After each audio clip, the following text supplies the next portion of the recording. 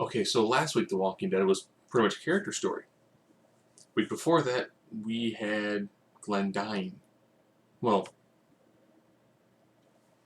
this week we're back at Alexandria again. So exactly what's kind of going on? Everyone is still reeling from what happened.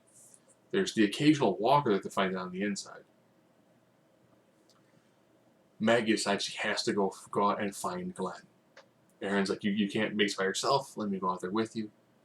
They go through like a sewer system where they run into a very, very well done from a practical effects standpoint zombie. They find one that pretty much is been stuck in the sewer, so just all gaunt and drippy and oozy gooey, just fantastic.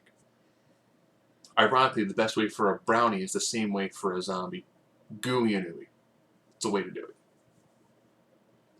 They finally make it to the very end, and Aaron's like, we've got a few more to go through, we've got this. Maggie's like, no, we just can't. He's like, no, seriously, there's like, just a couple more, we can get through this.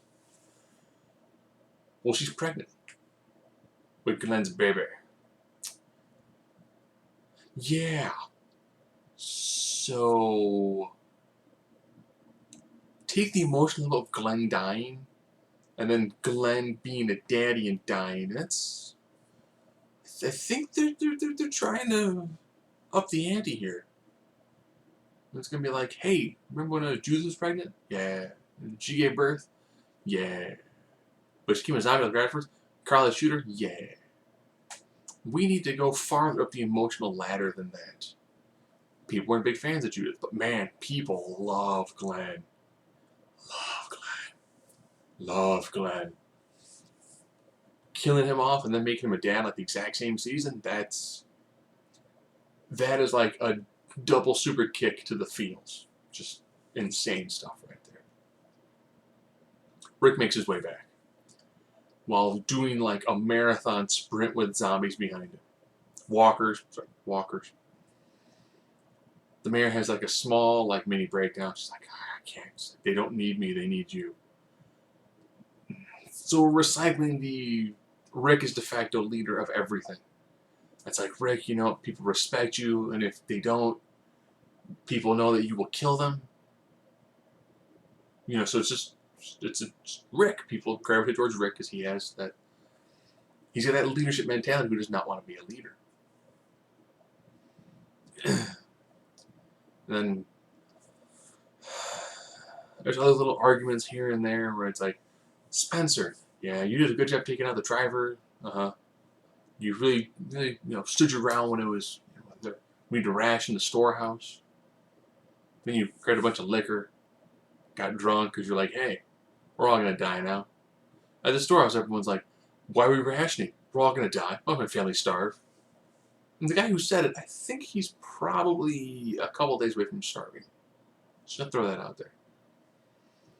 And I was like, but we have to ration these things. And they just ran around her. Normally when you do rationing, depending on how you're set up, you actually put that inside a house just like the window. You just like hand people their stuff. Instead of telling people, you can only take this much. So a very quiet, low-key, a little bit of zombies. It was great seeing the mayor get attacked by one, and then just take a broken bottle, just jab it in the chest repeatedly. And then Rick shows up and he's like, pfft. He really needed it's the head. What? If you would take that bottle and smash his head a couple of times, you probably would have killed him. So this had a really nice, I think had this one come before last week's episode, which is just an amazing episode. Great character development. This was that nice come down after Glenn.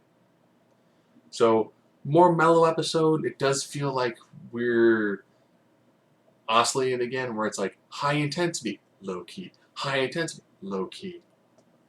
But still moved along very well. Just the pacing seems, we're not really crescendoing to like these big moments. We're quick ups and downs, which makes the season kind of bizarre. But next week, Daryl.